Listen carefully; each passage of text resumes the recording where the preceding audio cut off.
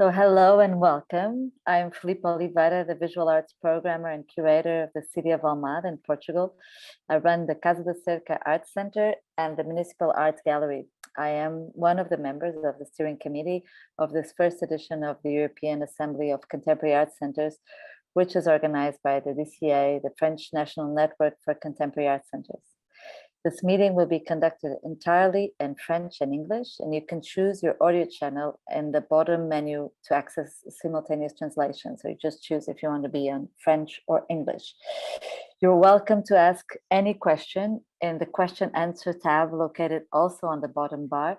And we ask you if you could please try to avoid asking them in the chat room and just on the question tab. The questions can be written either in French or English throughout the session and directed to all speakers. They will be addressed orally by the chairwoman, Geraldine Gourb, during the Q&A session with the audience scheduled from about 5:30, 5:40 to 6 p.m. It is therefore with great pleasure that I open this last online meeting of the first European Assembly of Contemporary Art Centers. Since 2015, relationships have been developing across Europe between art institutions sharing common values and issues. From this mutual recognition arose a desire to bring people together by initiating a series of regular collective discussions open to all, the public and art professionals alike, on the major issues that affect our daily lives beyond the diversity of contexts experienced by our structures. Initially designed as a two-day gathering in Paris in May 2020 on the issues of gender inequality within art institutions and postponed due to the health crisis, this inaugural edition is now being held online.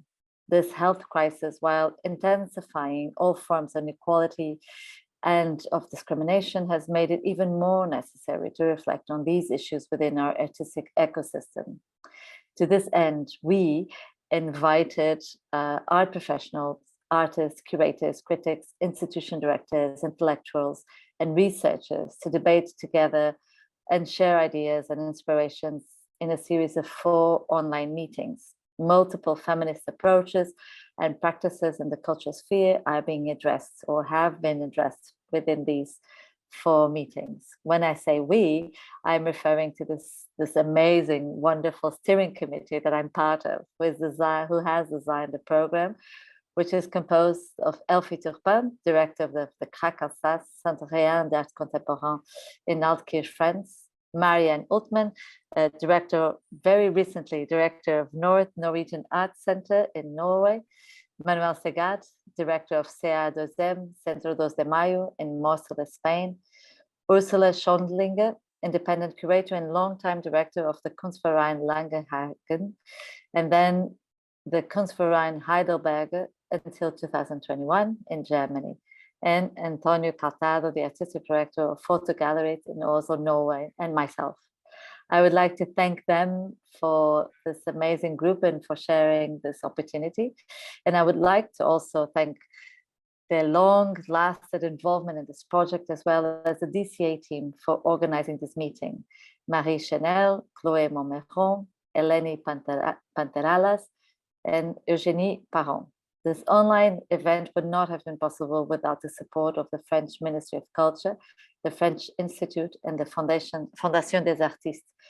Its physical closing event, scheduled for the autumn in 2022 in Paris, will also receive a special support from the mission RSU, led by Agnès Saal at the Ministry of Culture. We would like to thank her sincerely, as well as Delphine Fournier, François Quentin, Simon André Desconchat, and Isabelle Delamont at the Ministry, Marie-Cécile Bournichon and Giusa Tinella, and Adeline Blanchard at the French Institute, and Laurence Manier at the Fondation des Artistes. We would also like to thank our partners, the ADKV network in Germany, the Art Centers Network in Norway, Kunsthallen in Norge, and the Art Institutions Fotogaleries in Oslo, Oslo Kunstverein, Centro A2M in Spain, and Casa da Cerca in Portugal. You can find all the information on our website, www.europeanartassembly.org, designed by the Brussels-based graphic artist Laurent Fouter, who is specialized in editorial design, hybrid publishing, and intersectional feminism. The visual identity was designed in collaboration with Laurie Charles. The fonts on this website were designed by the collective Bye Bye Binary, Clara Sambot, and Anja Miners. The session will be recorded and will be posted on those websites, where you can already find the recordings of the 3 previous sessions. So after this long introduction, it is my huge pleasure to introduce the moderator for the session, Géraldine Gaupe. Géraldine is a French philosopher, art critic, and curator. She's a specialist in the Southern Californian art scene, the history of radical and feminist pedagogies, and the French counter-narratives between 1947 and 1974. Géraldine, you have the floor. Thank you, Philippa.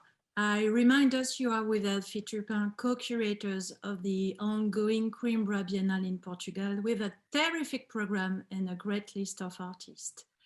Yes, as a feminist writer, curator, and art educator, and a queer allied, I am deeply and strongly involved in conceiving and sharing counter-narratives to disrupt some effects of the backlash, I hope. Like, for the instance, the infinite reproduction of the capitalistic, patriarchal, and racist amnesia on the history of social utopias.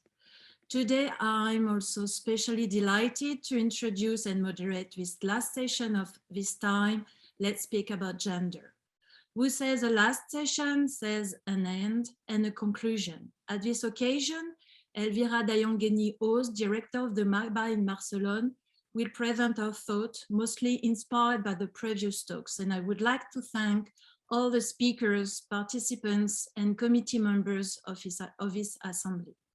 I'm pretty sure Elvira will share with us a personal perspective, question, issues, and I bet a contagious empowerment. It will take place around 5:10 p.m. But before we conclude this 6 months of queer, feminist, and inclusive ideas and debates, is it crucial for me to say again some elements which were seminal for this project? We are and were all invited to this assembly to share all together our experiences and analysis about a deleterious fact from some feminist, queer, and social cause perspectives.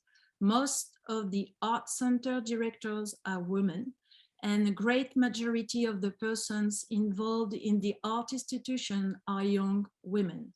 Most of them are not correctly paid and have themselves to struggle against the precarity of their own life and the life of the artist, the curator, the art critics, etc. In this condition, it has become an everyday obsession to struggle against the lack of means for the others and then for oneself. It has become a full-time job to find some other ways to take care of the tiredness and the vulnerability of the institutional team, the art workers, who are invited to collaborate with, and generally at the end, oneself.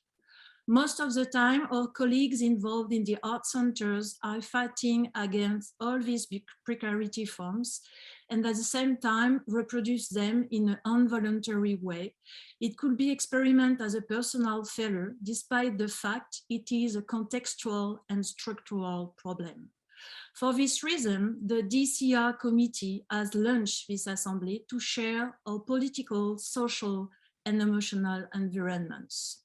For this last session, the Assembly community asked us to transform this observation in the evocation of some alternatives, which is a great responsibility for us. In this way, let's try to map our chain of work in relation with the art centers, Kunsthal, or art-run spaces. Let's ask us, how can we make art differently without the usual tools and formats? How art education, social art actions, relationship with the audience, and how the daily work of the team involved in the art center could be some spaces for experimenting things differently. How our use of the language as the performative process can help us to generate a strong continuity with the radical utopian narratives, or to try to generate some disruptive tales, metaphors, narration in our hyper-capitalistic, racist, patriarchal, and Anthropocene world. I'm glad to ask Quinn Latimer and Mercedes Aspilaquita to join me for this first talk. Quinn, you are a Californian-born poet, critic, and editor, and you explore feminist economies of writing, reading, and image reproduction. You were the previously editor-in-chief of the publication for Documenta 14 in Athens and Kassel.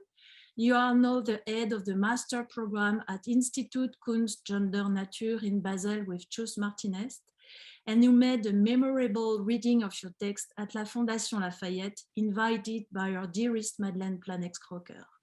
Mercedes, you are a visual and performance artist living and working in Amsterdam and Buenos Aires. Your collaborative and interdisciplinary practice aims to subvert canonic historical narratives by gathering characters from the past and the present. You're making room to their affective and dissident voices to emerge. You have recently presented a remarkable evolutive environment at CAC Bretigny in dialogue with our dearest Virginie Bobin, who were the curator.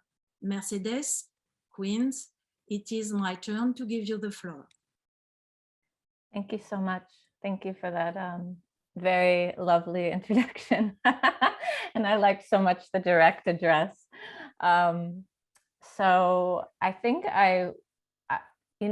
when we were preparing for this talk today, and it was made clear that the aim for it was to present some, as they said, practical and concrete tools in order to constitute a collective queer and feminist toolbox for thinking about and acting on gender issues. I think I smiled a bit because it sent me back quite literally to a photograph I have of my mother in her early 20s. And she was on a ladder painting a house, naked from the waist. Her top was naked and she had painter pants on and her hair was buzzed. And she was with her girlfriend, and they were lesbian house painters. This was their early labor in their early 20s. And so even though this image is somehow outdated at this point in terms of what we think about when we're talking about queer life and practices and the non-binary today, being, the image is very emblematic of a kind of white working class American lesbian feminism of the early 1970s. I think this image still kind of stayed with me when I was thinking about this toolbox, because all of a sudden I transferred that image of the toolbox to a paint box somehow, especially because we're all here speaking about gender, but through the conditions and within the conditions of contemporary art practices and art institutions. And so I started thinking about what my toolbox or what my paint box would be quite practically. And I think that it takes quite a few forms, but I think that my main paint box, the brushes that I always use, are coming at everything through language and through questions of gender and feminisms. So just to give you a little bit more background, yes, I'm a poet and a art and literary critic and a teacher and a performer and an editor and an occasional curator. But everything I do comes through language and through the performance of language. And so I'm often trying to trace what I think about as a kind of as both an ethics and an activism of that language. How can I make that language closer to lived experiences, closer to an experience or a desire for equity, for dignity, for justice, for all of these things. And one of the things that I think often disturbs me in the contemporary art context is that institutions and people working within those institutions are often very well versed in the language of justice and equity and the anti-colonial and the non-racist. But the actions of those institutions and the actions of people who often work within them as we all experience, often working exactly against that. I think every institution I've ever worked in has had, male identified people who claim to be feminists and then treat all the women around them as secretaries. And this is just a common issue that I think that we all deal with. And this is just like only one of the sort of more slighter issues, not slight, but familiar. So, which is just to say that I think in terms of both my personal writing and then my work within institutions, whether it's something like Documenta 14 and running the publication program, or my work at Institut Kunst Gender Natur in Basel, where I'm the head of the MA and a lecturer, and I also run the symposia series with Chus Martinez, which has been devoted for the last 4 years to questions of gender and ecology and justice and so forth. I think I approach all of these in often the same manner, where I'm trying to find a language that both is more accurate, but also more authentic to lived experience. So it's not sort of complicit in just the rhetoric and that it leaves the action or the practice behind, but that it matches that, and that it sometimes points out the complicity of language. I think the language of the contemporary art world can be exhausting in its specificity and also its lack of connection to how we really live.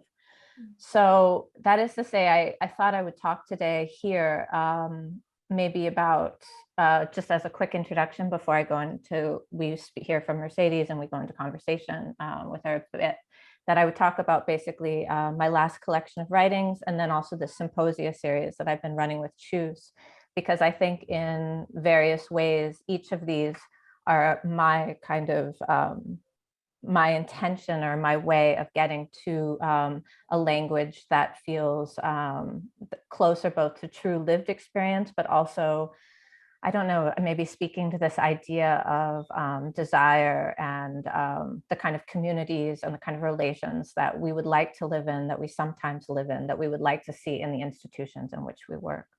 So my last book was a collection called Like a Woman: Essays, Readings, Poems. And as its title states, it was a collection of essays and poems and hybrid texts that kind of considered the mutable boundaries and borders between visual and literary production, art and writing, and forms and histories of feminism, women's work, protest, performance, and complicity. But it also indirectly ended up being a kind of memoir of my relationships and my relationships with artists, often women artists who I had either been close to or working with or writing for or making exhibitions with. And so the writing, I often approached their practices almost as forms that I could take on and sort of write through. So instead of, say, deciding I would sort of write a sonnet, I would write a moving image in the style of a kind of documentary artwork that a friend had made. And in this, it was a way of exploring their voices and their conditions and their specific like ideas about their lives and their works. So this book became kind of an interesting document for me, because on one hand, it was very much a kind of personal piece of writing, but it also traced a kind of geography and a community and a movement between different media and forms and labors and power relationships and aesthetics. And then just to kind of wrap up, the other work that I've been very focused on the last years has been at Institut Kunst, which has just changed its name very recently to Institut Kunst Gender Natur. And I think this is worth commenting on, because to go from the Art Institute to the Art Institute of Gender and Nature is like kind of it's a radical positionality. And it came from the fact that I think Chus Martinez, who's the director of the institution and a wonderful person and a very good friend, she's interested in kind of peeling away the silence and the shame of talking about these issues of gender inequity and economic violence and racism and issues of culture and nature and so forth. And she wants to say things quite, specifically. And so we became Institut Kunst Gender Natur. And within that, we started doing this twice-a-year symposia series where we were inviting, or we are continue to be inviting artists and thinkers and writers and filmmakers and poets and curators from around the world to come and be in conversation with us about their work and about their thinking. And they're often the presentations, it's usually over 2 or 3 days. And the presentations don't just take the form of like a lecture, an artist talk, but they're often these more sort of hybrid offerings where they're in between a kind of performance and a screening and a conversation and maybe a dance performance. And in this, they become kind of ways to work on ongoing works and to work on ongoing thinking. And I think this symposia series has been incredibly impactful on me and on my thinking, because it's brought me into conversation with so many artists and practitioners that I'm interested in and whose work and life comes from a kind of radically different point than mine. And yet the commonality is an almost kind of utopian belief against all odds and against all facts of our worsening political situation everywhere and economic situation, that there is something else possible than the conditions in which we find ourselves now. So I don't know how specific that is, but I guess that would be my sort of intro about the way that I approach language and feminisms and questions of gender in my kind of daily labor, daily practice. Okay, thank you, Quinn, for your presentation. Yeah. Mercedes, you can also say some word about your work and your yeah. Thank you, Geraldine. Thank you for the introduction, and Quinn for your introduction as well. Yeah, my pronouns are she, her, which is something I didn't share before on the introduction. Yeah, I am an artist. I've been practicing art for the last 10 years or more. I grew up in Argentina. I live in Europe now, in the Netherlands. Shifting continent has been a big thing when it comes to making, when it comes to means, production, conditions. That it's something that I also read in one of your essays, Quinn, when moving to Switzerland. I have the book here. Yeah. But it resonated a lot with me. And then, yeah, I studied art, but in Argentina, I was a lot working and sharing time with writers and publishers. The writing scene is very important there. And when I relocated here, I did a master's. I think I was looking or claiming via poetry or through poetry the eye of the writer. I always, or at least the first years, I had impression people, writers, artists, there was a general fear when it comes to speak from oneself, as if things have to be, I don't know. It was my first impression as a amateur writer, poet, and an artist, and that has been always part of my practice. My works, projects, they always contain a piece of language, a script, a song. I believe that the strength that writing has, it has to do not only with claiming the I, but also because in that I, we find a collective voice and a historical voice also, that it's tied to a geography, maybe, to a particular genealogy. So that's something that I always keep on bringing in my work, and also as an educator, because I work here in Amsterdam at the Ritual Academy as the head of the TXT department. I also try to bring more and more into the curriculum and into the syllabus of the classes that we have.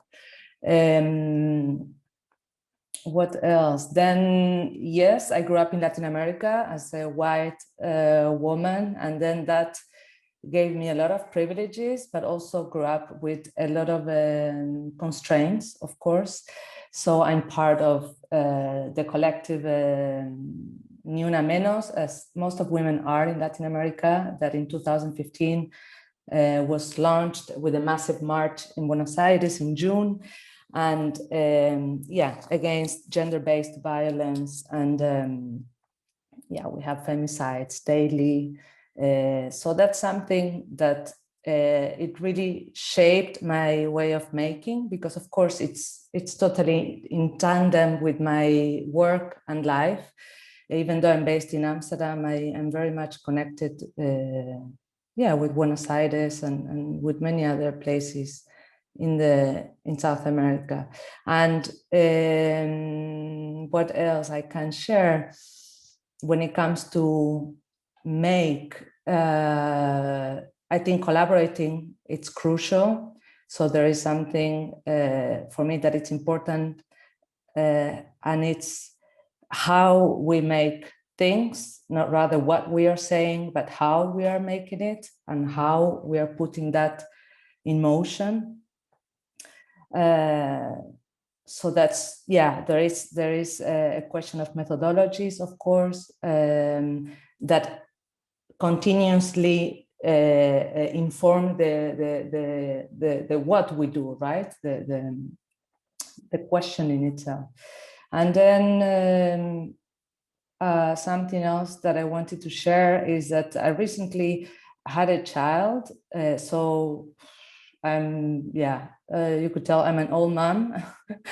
And that really changed my way of seeing how institutions are approaching exhibitions with mothers. So I had recently an unpleasant situation with a museum here in Amsterdam, that I was part of a prize, part of an exhibition, giving a talk to the patrons of the museum about domestic labor, invisible labor, feminist labor, household, wet nurses in the early 20th century. And right after that conversation, I had to breastfeed my child, and I was literally kicked out of the museum because I was apparently obscene, or I was making the visitors uncomfortable.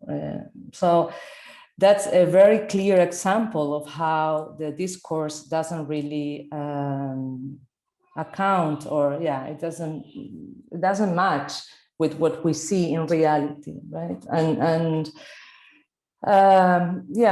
for me now it's a key question at the moment, how those needs are accommodated in whatever I do, or not, actually, most of the time. So now my child is in my living room, and you might hear him, or I might have to pick him up. So that's a need that it needs to be accessed, and that's something that I also try to bring into a project, or even at university where I teach, that we need to talk about what are our needs and whether they are met or not. Mm-hmm. Thank you, Mercedes, for sharing your personal experience as a political experience. I remember last time when we had a talk, Quinn and Mercedes, that we spoke about the fact to create a list of words that we didn't want anymore. And it can be the first step of the creation of the magic toolbox, to put on the table. And Marnie Slater, I think later we'll maybe talk about that also, but to put on the table, all these, feminist washing notion, words, agency, everything. What do you think about that, Quinn and Mercedes? I mean, I just have to say, listening to your wonderful talk, Mercedes, and all this, so the introduction, I was just thinking that I was thinking about the word exhaustion, basically, that the same subjects and the same complaints have to be gone over for decades, for centuries, that any sort of any sort of what we might call like progression or progress is always like wound back, so that one finds himself seemingly in the same situation as their mothers and their grandmothers. And I think, I mean, I don't know about these words not to use, but there is something, I was thinking about this kind of this practice that's based on relationships and on kind of building the world that you want to be in, and also how that can maybe perhaps like craft a kind of, you know, radical new artistic languages, so that maybe that exhaustion can be displaced by something energizing and something new, so it's not always sort of, you know, reactive to the same sort of misogynistic measures that one expects and what one receives. And so that without ignoring those facts, one can still not be sort of bogged down by them. I don't know, this was just my thoughts listening, because I was also imagining listening to myself, and it's just amazing how how little we move forward, how little institutions move forward, how little power changes. So yeah, I don't think that quite answers it. It's not quite a word, but exhaustion was the kind of key word in my mind at that moment. Also, sorry, is it linked also with your, you know, your necessity of caring, of being aware about what you called feminist economy? Or is it something you could link? Yeah, I mean, I think maybe that's the other side of it. The sort of self-sustaining side is building work through a community of relations and friendships and like sort of chosen family who are sustaining and are energizing. And there's a kind of reciprocity of care, basically, as also as doubtful as that word is sometimes. But I think yes, this would perhaps be it. This would be, you know, I depend so much on those who I write about, who I work with, whose work inspires me, whose work produces my own work. And I think those kinds of those maps of relations, but also the informing of their formal languages into my own, that creates a kind of new environment that sort of maybe leaps above this exhaustion of this kind of institutional world and political world, which doesn't seem to be getting better in any sense. Yeah, about that, Mercedes, you know, to face the institutional world and the exhausting, you know, situation, or the repetition of the exhausting situation. Mercedes, you talked about the necessity to come back to the emotional state, to be more aware about the physicality, the sensuality. You even talk about jouissance of the body, in a way to create some new spaces for attention. Precis. I think that's what I like when I read. That's what I like when I read, and especially poetry. It's you are almost, it's like you're meditating via those words, and that state of full attention, I feel that it's missing in most of the spheres that are out there, at work, in the institution, in the university, in the museum, in the art center. There is a speed when it comes to organizing, making, working, that it's just it's just outdated. And I think that it's we need to indeed to find a different way and different tools to gather and to make. And I feel that the with poetry, I that's for me that's something that keeps me going in a way, because it makes me slowing down. It makes me be fully attentive. It makes me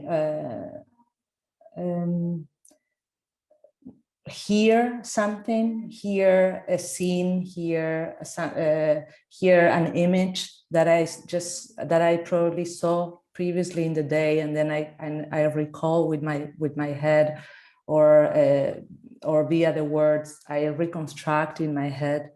There is I use the senses differently, and that's why I feel the arts they can feed a lot from this type of practice, which is very can be very intimate, it can be very solitary. It's not spectacular. It can be a bit boring. I don't know. But it really requires that you're fully there with your body, and that's something that I try to bring to my almost everyday practice. And to your students too, right? And to my students too. And to the students as well. I mean, I coordinate the textile department, but actually it's TXT, which means textile, but also text. So there is, both are interconnected. So there is a lot of writing and reading, and also next to this, because of course, coming from the visual arts, I work with images, but this idea of hearing, and because also poetry has to do with the voice, and also the voice that could be located in the images. So like what do I hear from these images? And when I usually think about images, but now we're talking about art institutions. So like, what do I hear from these art institutions? And what are the conditions for these art institutions to exist? What makes that possible? What makes an exhibition possible? It's not the artworks, or the artworks, yes, they're in a room. But what are the those invisible conditions that make it happen? Yeah. About physicality, I remember we were talking about Crisscross, who used to be very close to the students when she wants to hear about the new text, about the production of the new text, because she's deaf from one ear. So she has to be very close to the students, and the students have to be in a circle, very close to each other. You know, they can almost touch between themselves, and how it has created for Crisscross a new format of reading, to perform our text and to listen also. Quinn, did you experiment this kind of, new experimental formats with your students, and how maybe it has an impact on your practice, on your way of reading, Yeah, absolutely. I was just thinking actually that for years now, I usually do like one session of whatever class I'm teaching. I somehow always fit it in, where I take Etel Adnan's book-length poem, The Arab Apocalypse, and I put my students in a circle, and we spend an afternoon reading it out loud, kind of in a circle together. And it usually takes about 3, sometimes almost 4 hours, considering how fast or slow we go. And I really love this action of doing long readings in a circle with my students, because it touches on everything, Mercedes, you were just talking about. It gets people paying attention, it gets them listening, it gets them practicing patience, it gets them moving through boredom and then interest and then boredom again. It creates a kind of, so you're in an institutional room, you're in a room at an art school, and it almost like tunes that room somehow into a different register, into a different kind of sound. And it makes it closer to a space of kind of intimacy and virtuosity and appreciation than maybe it was when the students first walked in that morning, simply through the experience, the sort of long-term endurance and experience of an incredible poet and painter and thinker's words.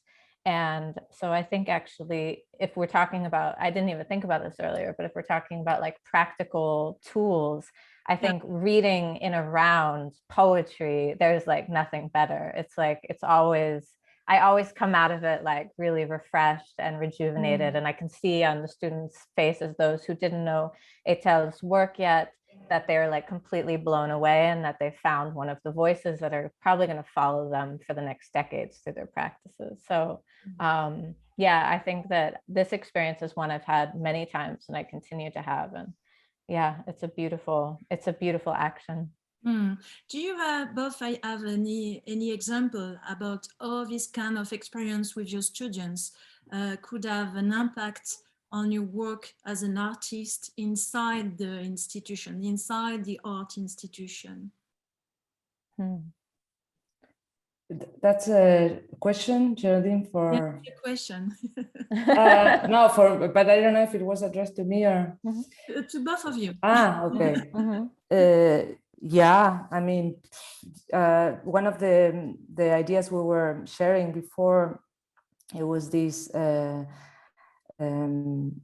work and life totally infected and interconnected. So my art practice is informed by my experience as an educator and vice versa. So I mentioned before working with different methodologies. So that's something I teach methodologies at the same time at school, and then that's something that for me is the most important part of my practice. So when it comes to how we make it and what are the ethics behind that. So then when putting up an exhibition or creating a long-term project or partnering with an institution, I find it very important to create workshops, to bring educational institutions into the exhibition spaces, and vice versa. Students, teachers, informing the texts that conform the project, because there's always a script, there's always a series of poems, there's always there are always songs, or so language is always there, and it's it really becomes a very collective and totally mixed way of creating. Yeah, I think I have the same experience. On one hand, it's like you want to model for your students the kind of like political, ethical, virtuosic practice that you hope for them, and like, you know, being interested in your community of fellow artists and paying attention and feeding each other. But then at the same time, I'm often in a kind of one-on-one with a student, and their work just kind of blows me away. And I think because we're so used to certain visual languages as they circulate through the contemporary art world, students still have like the ability to surprise you, because they're not so engulfed in that, so they're not so fluent in it yet, so they're still working outside of those kind of languages that calcify very quickly and that we can read very quickly and we can discard very quickly. So I find myself often being like really inspired when I come away from a meeting with a student. And, you know, because I'm also like teaching in an MA, those students are not that young. So they quickly become artists I work with and friends. So often the movement between like, you know, student teacher to just kind of peers happens quite quickly, which I also, as the years go by on of me teaching, I appreciate more and more, you know, that there's not so much of this, I don't know, pedagogical or hierarchical distance. It kind of dissipates very quickly, I think. Yeah.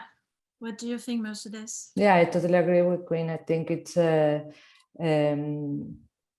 really, it's totally inspiring, of course, to work with the different generation. I teach a BA, a bachelor, so they are younger students. But indeed, there is something very genuine in the way they work and they research and the connections they make, the compositions they bring. And yeah, and I guess it's a lot about me as an artist within the educational framework. For me, it's a lot about de-learning, because of course I studied art 20 years ago. I went to a very traditional art school in Buenos Aires, and the experimental pedagogies that are part of the ritual, they're totally different to the ones that I learned when I was a student. So I am constantly learning from them and kind of shading layers and de-learning all kinds of concepts, structures, ways of doing and studying and learning that I acquired throughout all these years, and or maybe transforming them. Yeah, they mutate. I don't know if I discard them, but yeah, it's a very symbiotic relationship with the students, and I really I enjoy it a lot. Yeah, I love it. I mean, they are very. I like that they're very reverent. I like that reverencing that they have, and I wish and I hope they won't lose it. You know, like things can get a bit stiff when when you grow and you enter of course the work field, the field, and yeah, so it's very precious, yeah, and a lot of fun. One other idea I would like to share with you, it's about the question of the mouth. You know, when we talk about language, we usually like to talk about the notion of performativity of the language and how it is a political notion, but sometimes it becomes very abstract and theoretical. And when we experiment, as we do, the notion of reading, to read aloud our own text, we can experiment the fleshhood, the flesh of putting our own words or the words of the other in our mouth. And it's something very transgressive. And it's also very, for me, it's also something very transgressive to share with the students, to share with an audience. I don't know if you, how do you feel with, you know, the thing to have all this literature, poetry, or your own practice in your mouth? Yeah, I don't know. I mean, I think for me, I mean, this raises a few things. I think I immediately started thinking about what is it? I can't remember the name of it, but the Samuel Beckett play that he staged just with the actress's mouth cut in a curtain, and the grotesquerie of this image of like seeing the lips and the teeth and the, you know, it's like very sexual and very, but also like very cannibalistic, you know, in terms of this like engorgement, and very funny. But yeah, I mean, I think about this all the time as like a poet. And one of the things as a poet, I've long been, I mean, I'm often interested in like tropes and cliches and so forth.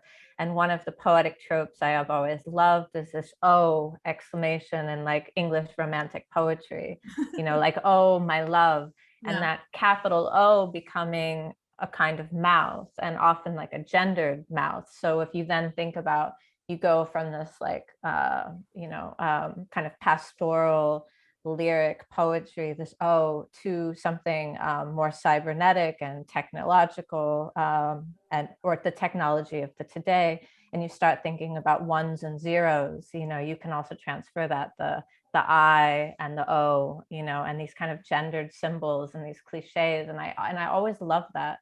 And there's a really wonderful essay that I'm sure everybody is familiar with, by the poet and classicist Anne Carson, called "The Gender of Sound." And I can't remember if this is in this or if it's in like an essay of hers about a Greek tragedy. But at one point she talks about how in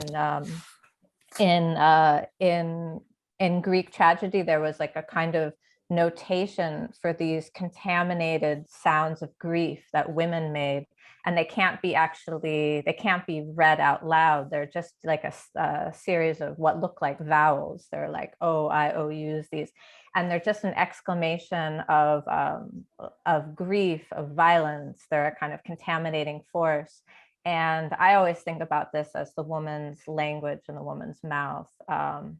In any way, and I think enough has been written about that, but it somehow doesn't lose its power, because I think with literature and poetry, you're always dealing with like the history of literary tropes and poetic tropes. You're constantly rewriting everything that's been written before.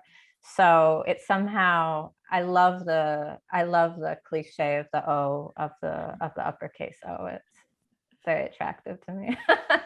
And you, Mercedes, what do you think about this question of oral stories, oral history, oral sexuality? How do you? I think my personal experience with that, I started reading poetry very shy, behind a piece of paper or the phone eventually, or on the back and forth with the paper. And I had when I was studying my master's at the Dutch Art Institute here in the Netherlands, I had a great teacher, Ian White. And it was Ian who pushed me into performance. So for me, the reading something very, as I said, like behind the paper, and the sound of those words, it really became first like a declamation, or the practice of the declamation, and later on involving my body, the body of others, the bodies of others, anything. The institution as a space, also. The institution as a space. I started working, making objects and considering them as bodies themselves. So in a way, I don't know if this is answering the question, but the vocality of poetry or language took me really further into the flesh of my own flesh, the flesh that surrounds me, flesh that I make or that I take from the space and context where I work. So that it could also be the space, the institution, right? The exhibition space, I mean. Yeah. I mean, one thing too, I just wanted to add was that, and it's not just located at the mouth, but maybe the mouth as it goes down in the chest. Like I often find that over the years, as I started like reading more in public and performing my text more in public, that I was often modulating my rhythm and my voice so that it almost felt like I was sort of breathing in unison with the audience. So that like you really, as you're reading, as you're performing language, you're aware that you're taking in and releasing breath just at the same time that they're taking in and releasing breath, and that there is a sense of trying to put them into a kind of trance or spell. And you do that by putting everybody's breath in kind of the same circuit. And even as I'm saying this now, I realize like my speech is like slowing down and becoming more regular and more like a drone. And it can become a bit of a trick or a tick or something. But I often find that like I don't perform language in public without this. And I really truly think about the room, which is also like the basic unit of poetry. The stanza is like room in Italian. So I think about this like room-like stanza, the audience in it, me in it, and we're reading together, even if I'm the only one actually like sort of uttering the words. So this is also maybe another connection between these kind of different kinds of institutions and spaces of bodies and techniques. Would you say, Quinn, it could be your personal queer tool or your personal feminist tool for the... maybe. Yeah, I mean, it's also like, I know that, there's that technique when like I had a family member who was a social worker who often worked with, like mentally ill addicts who got very, very excited. And one of the tools was you begin speaking very slow and quietly, you try to transfer your calmness to them through a form of speech. And I think this is exactly what happens every time you're performing language in a room. You're either like trying to calm them down, put them into a trance, or you're trying to speed them up, trying to do something, and your voice is the way in which this is going to happen somehow. Yeah. Do you have some, few words to say, Mercedes, before we are moving? No, just when Quinn was talking about this breathing together with the audience, I thought about this work also by Beckett, Breath, I think it's called, that I saw it in the Lyon Biennale in Lyon in 2011. And it's well, it's a beautiful installation. Everything is dark, and you just hear this breath. And then when the lights go on, you see something that maybe I better not reveal it. But it's a beautiful work by Beckett, and it always stayed with me. Yeah. Okay, thank you, Quinn and Mercedes, for these beautiful moments. Thank you. Thank you. And the Zoom agency, so thank you so much for that. Yeah. And I remind us that we are going to, we can pursue the exchange with you during the Q&A session. And so it's time for the second talk. And we are going to talk about also the queer tools as an incentives and transformative action. We are going to ask us how we can experiment and implement some queer curatorial practice, how we can develop queer strategy which can operate in different contexts and generate some transformative actions. We would like to know more about, some transformative action, and how to engender and decolonize contemporary art institution and practice.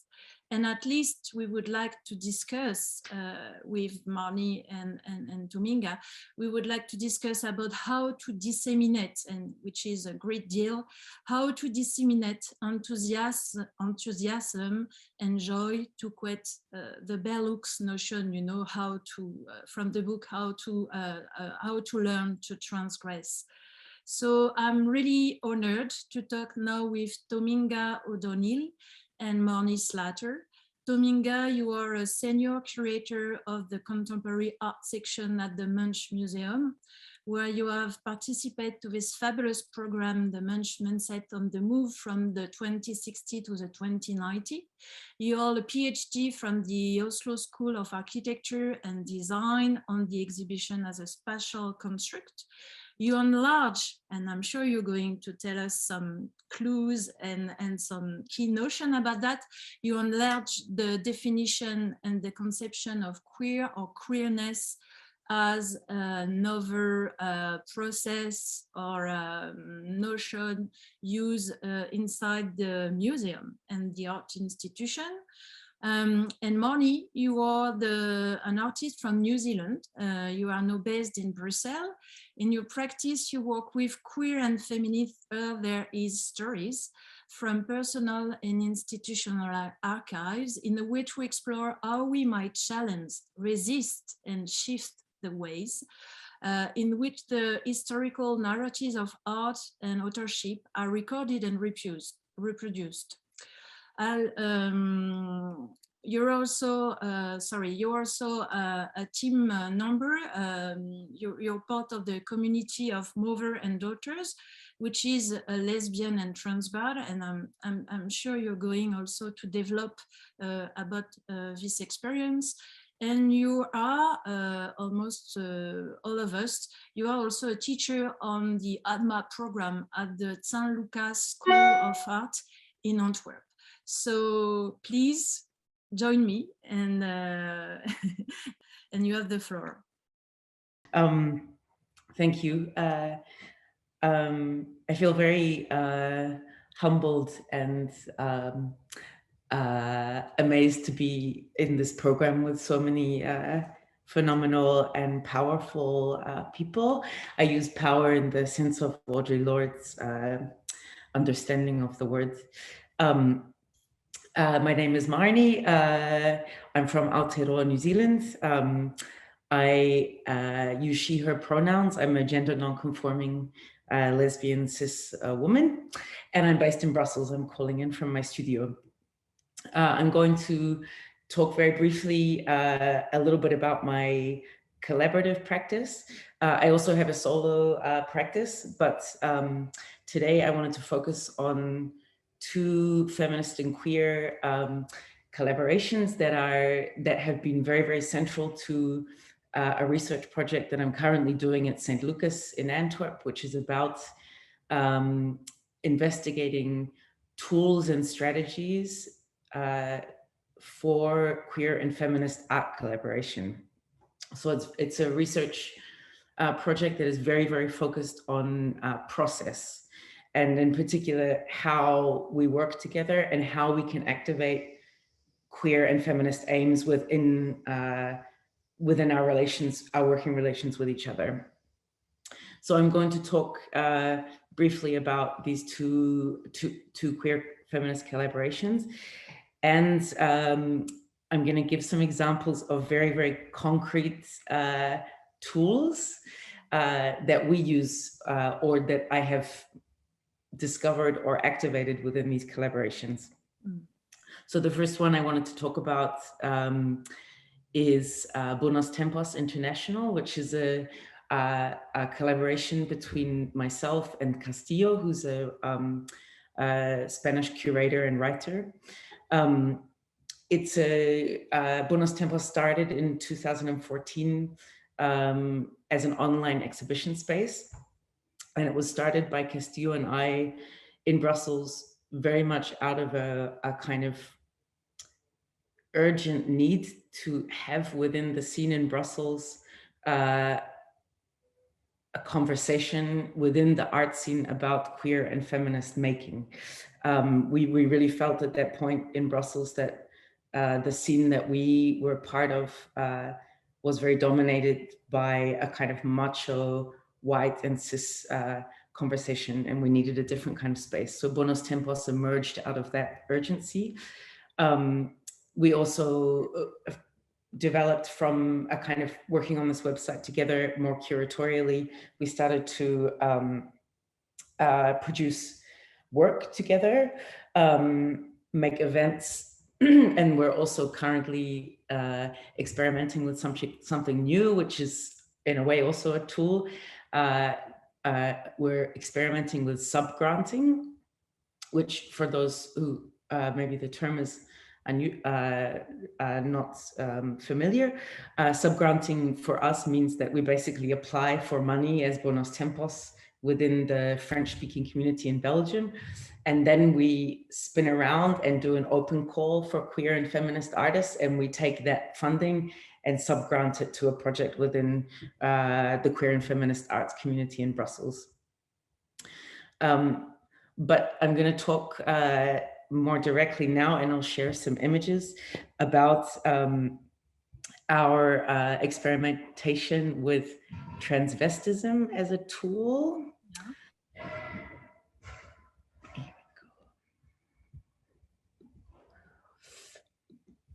So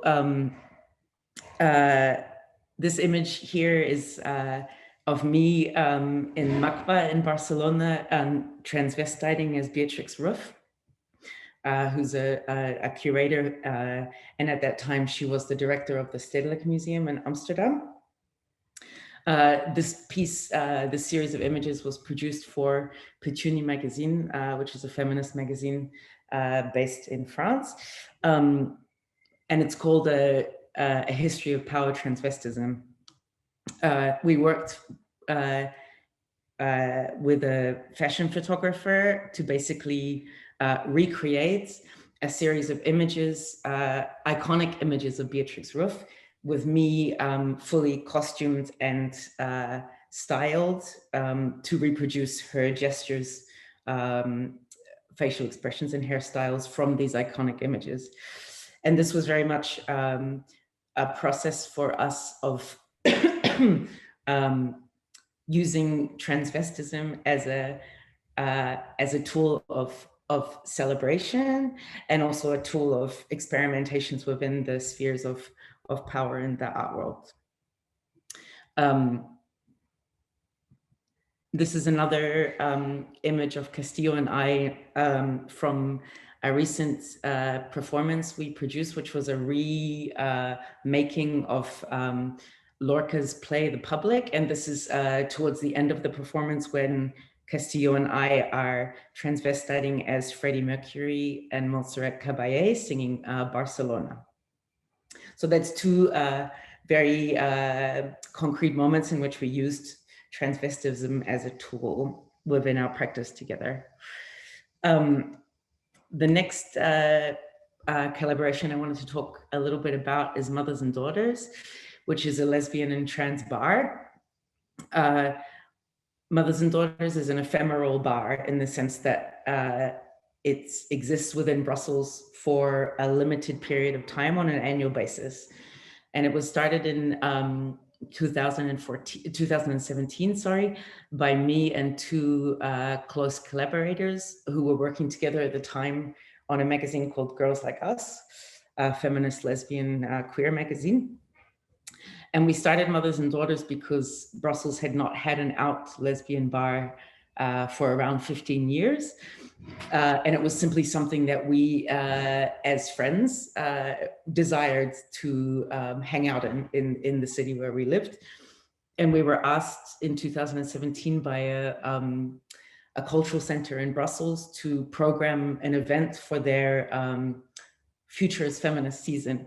And we said, we don't want to program an event, we want your bar.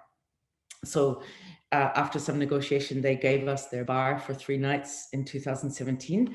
And this is a photo of Mothers and Daughters the next year in 2018, when we occupied a former Greek restaurant in the center of Brussels that had been closed for 35 years. And we went through a process of renovating and occupying that building. So this image is from actually the opening night in 2018. This is a picture of, so it was started by 3 friends, and then this is a picture of the team as it was in 2019. We haven't managed, because of COVID, to have another team picture between then and now. So some people within this image are not part of the team anymore, and there are some members who are new, but I wanted to share some of the faces that are very important to my practice. This is a tool that we used, that Mothers and Daughters developed and has used since the beginning of the bar in 2017. This tool is called our menu, and it's we call it menu A and menu B. So you're looking at the menu A side. The menu of the bar is exactly the same on both sides, except the prices are different. So menu A is a certain price, and then menu B is increased. The price is increased by the percentage of the gender gap in Belgium. And the gender gap in Belgium is similar to the gender pay gap, but it incorporates more elements like access to political representation, serious job, like permanent job opportunities, et cetera, et cetera. So it changes slightly, this gender gap changes slightly every year. But I think in 2018, it was 24%. So menu B was 24% more expensive than menu A. When you come to the bar, and you want to order a drink, the bar person will ask you whether you want to order from menu A or menu B. There's on the top of the menu, you can see the 2 small boxes explain these 2 menus and a certain way that you could use them as a customer. So although it's based on the gender gap, we invite people who engage with the menu to reflect on privilege in a more broad sense, so privilege that includes the intersection of gender, race, class, ableism, etc. I'm going to stop sharing my screen just to talk about one more tool that I don't have an image for. And it's a tool that Mothers and Daughters uses more internally within our processes. So one thing that Mothers and Daughters is really good at as a team is producing. We're really, really, really good at fixing up a bar that's been closed for 35 years and making the toilets work. But one thing that we started to practice in 2019 was a tool that was given to us actually by someone who's involved in the feminist queer activist scene in Brussels. And it's called, we call it Doing the Weather, which is a brutal, literal translation of the French. And doing the weather means at the beginning of each meeting, each time we gather together as a team, we dedicate 10, 15 minutes to everybody in the room sharing how they're feeling today.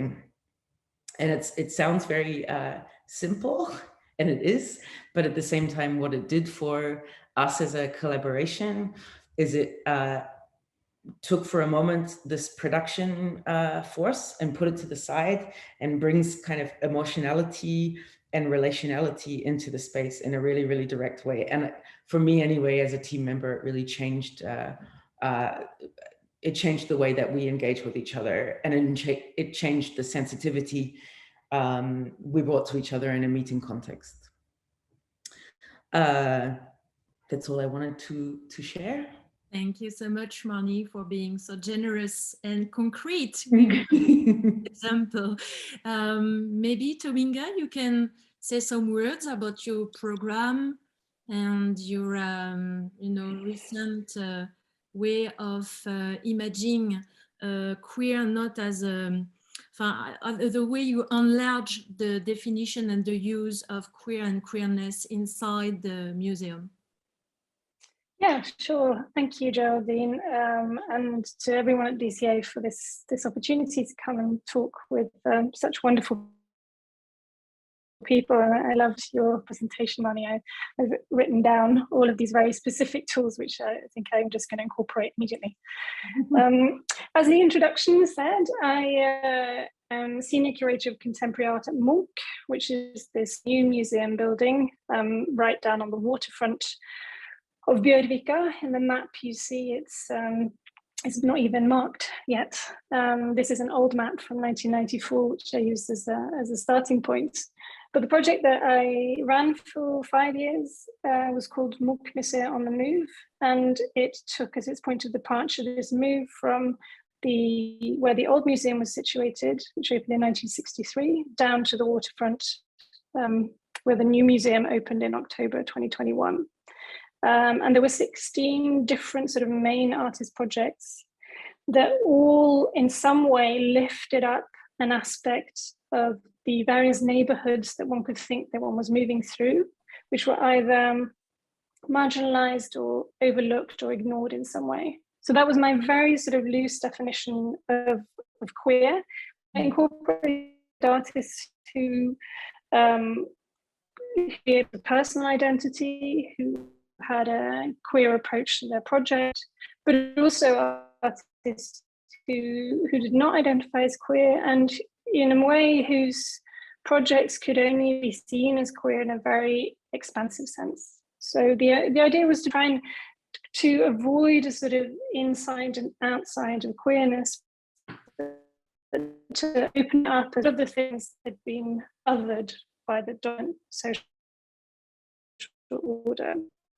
So I have 3 projects that I just wanted to lift up briefly, if we can change the slide. The inaugural project was Sam Hultin, I'm a Lesbian Oslo, which was a project I'd actually gotten some funding from the Norwegian Arts Council for to do as a freelancer. And then I got a job at the Munch Museum in summer of 2015. I proposed this project, and it had a significance as this was at the same time as the so-called plus Munch series, where the work of Edvard Munch was paired with another artist, 6 in total, and all 6 of them were straight white men. Sorry, not straight, all of them, but they were all white men. So it seemed quite important to find some way of sort of critiquing the institution from the inside, or to provide some other kind of space of circumventing this very sort of male narrative which was being perpetuated. So I wanted to talk about three sort of concepts connected to these projects. This one is connected to the idea of remembering or reclaiming. So what Sam did was to gather up various personal and more sort of societal narratives associated with all those different points on the that you can see, and then have them retold in the form of a city walk run by 3 people that she invited. She at the time, they now invited to run the talks. So this is from the first one, the inaugural talk, which took place during Oslo Pride, and was huge, almost too many people for this sort of intimacy. But there was something about, this happened the day after the massacre. So it was a real important point to come together and to sort of take up space in the city.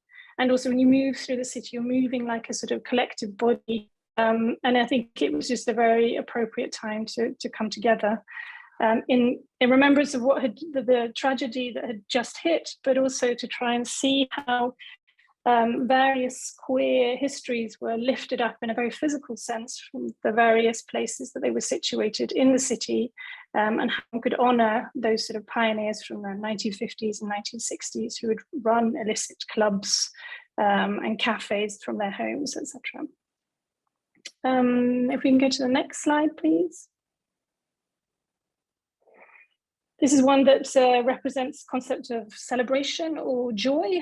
And this is from the float for the Oslo Pride Parade, which was part of a multi-pronged project by Trollkem called Trollkem Import. Trollkem then consisted of Tor Erik Bø and Jenny Bringaker. And maybe if we can skip to the next slide.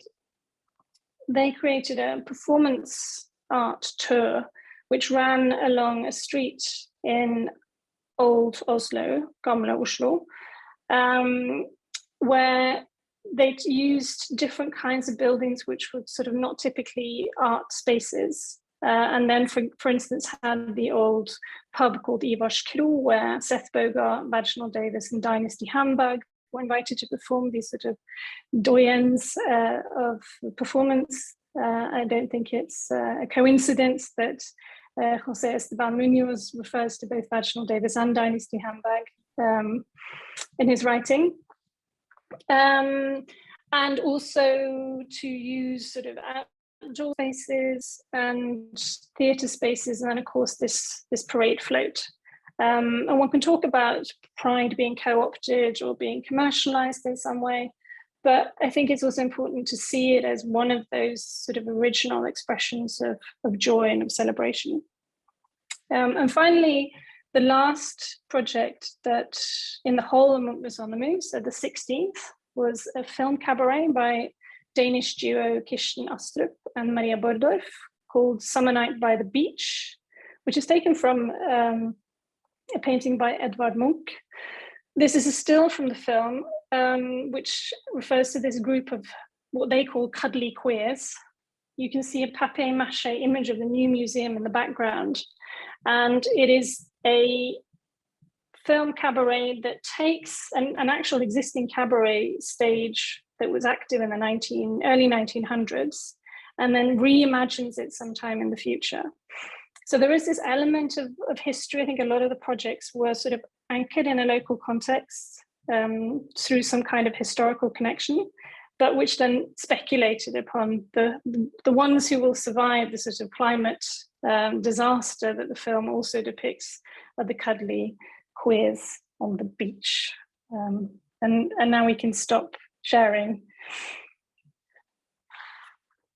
So I think this idea of remembering, celebrating, and speculating, and maybe those three things that I wanted to bring to our conversation.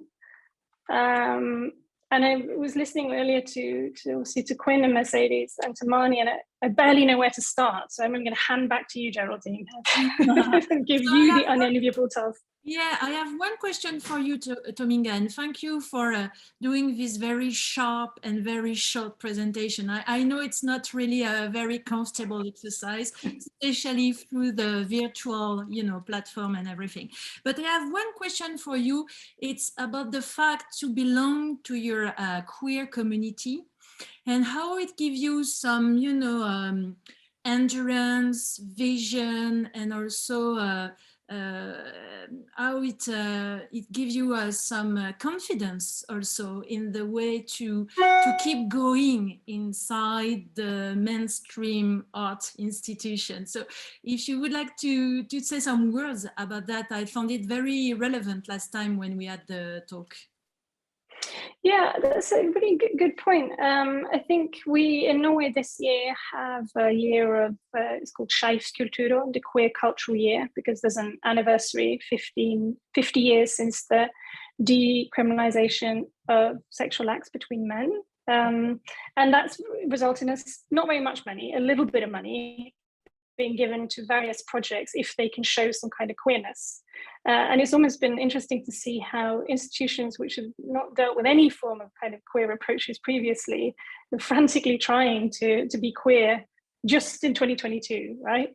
And I think in a sense I do feel in a privileged position to already be embedded, not in all of the different queer communities, obviously, but at least in a few. And I like to think receptive and open to some of the other queer communities which have emerged over the last few years. It enables me, I think, in a very concrete sense with Sam Hultin's project, just to have a network so that they could have those conversations. And I knew where to start. And the way Sam works in this particular project is very much word of mouth. Back to this idea of the mouth again, of how this research is built up. And of course, if I wasn't embedded in those communities, I wouldn't really know where to start. I would probably start with the main sort of organizations. So yeah, I think the word confidence is a right one, but I hope not overconfident, because it's very easy to think that one might suddenly be in a position where, well, I know it, I am the representative of this community, and not think of it as a multitude of communities, and also not to be aware of the shift from being, a curator on a short-term contract, 3 years, deliver this project, be a bit renegade, be younger, have it all take part outside of the institution. What happens when you come into the institution? You become a representative of this massive new museum in the waterfront. There has to be a shift, I think, on how I see myself and how I see the responsibility of that position. And I'm not sure I quite worked it out yet, because we only open in October. But that's why you use another notion, a word, which is enthusiasm. Enthusiasm as less as a value than as a process. So maybe could you say some words about that? Because we have a debate about backlash here in France and Belgium. And you said, no, I would like to focus on this process of enthusiasm with my team inside the museum, with the project, also link it with the communities. So maybe you could say some words also about that. Sure.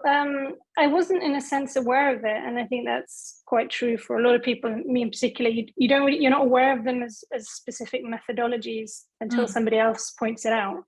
It's just something you do. But I had one of the advisors for Commissaire on the Move was Rachel Anderson, who used to work at Art Angel and now runs her own project called Idle Women. Because somebody was asking me, how do you get this through this relatively conservative institution? And I said, we're just very enthusiastic, very full of bouncing on a chair full of joy. And she said, well, that's a queer strategy. And of course it is. I mean, you can see it in something as sort of maybe mainstream and banal as pride, but you can also see it in a general way of trying to get people with you. It's partly sort of public relations for the program, but it's partly as well creating a sort of joy around what we're doing together. And that's where the expansive sense of queerness comes in as well. So it's not like you can't participate in this because you don't identify as, you know, LGBTQI+, but, you know, this is fun, isn't it? And you should direct funding towards it. And it's also regenerative or restorative. Like having fun is at least something we can do in this kind of world of excess and exhaustion, is try to have fun. And I thought what Mani was saying about this of doing a weather report, I think that's what it was. It's a really nice approach because you can't feel enthusiasm and joy all the time, right? But you can celebrate it when you do feel it, and it can be contagious. And I think that kind of, maybe when just sort of thinking aloud now, but maybe you can't have those moments of joy and enthusiasm without acknowledging the sort of maybe the slumps and the exhaustions and the hopelessness, and those two things are just part, or all of those things are part of the same kind of duality of existence. Marnie, what do you think about this definition of enthusiasm as a process and not really as a value? Because it could be also understood as a capitalistic, you know, injunction. You have to be enthusiastic, you have to be happy, you have to, you know, in this injunction of do it yourself, etc. So that's why I make, you know, a difference between the use of enthusiasm as a process, and it is not the same thing that as a value. Yeah, I was thinking about a really amazing collective in Amsterdam called CIHAC, which is a collective for LGBTQI+ refugees, particularly focused on lesbian and trans refugees. And one of the biggest practices they have as a collective is to create parties. And for them, it's really, for them, it's a political imperative to create spaces of celebration and spaces of joy for the refugee community, and particularly for lesbian and trans refugees. And I think it's so important and evident to me that, particularly within so-called minority positions, that there's almost an expectation that resources will be given if you're sad. But like to say no, we need resources in order to celebrate, I think is so important. And I was also thinking, Tominga, when you were speaking, that I was recently talking to a friend in Brussels, a queer friend, after Pride, and she reminded me of something so straightforward, which is that Pride is a celebration of resistance to police violence. Yeah, like that could be understood as a contradiction, but it's absolutely not a contradiction. Marnie, when we were talking together, you used a definition of queer, which I really enjoy. It was queer for me is more a process, again, the notion of process, and it less about the question of representation, if I quote pretty well. Yeah. Can you say more about that? Can you develop this, you know, this definition, personal definition? I was thinking about, well, I mean, part of the frustration with representation as a kind of end goal, especially within institutional contexts, is this kind of assumption that institutions only have faces, that you only work from the perspective of the institution's face. Yeah. Whereas actually an institution has flesh, muscles, bones, people, architectures, processes, money behind that face. And I think to reject representation as an end goal is to ask for something that is much more transformative on an institutional level, from like transformative from a queer, feminist, and anti-racist position is to ask for something beyond representation. And so in that sense, I think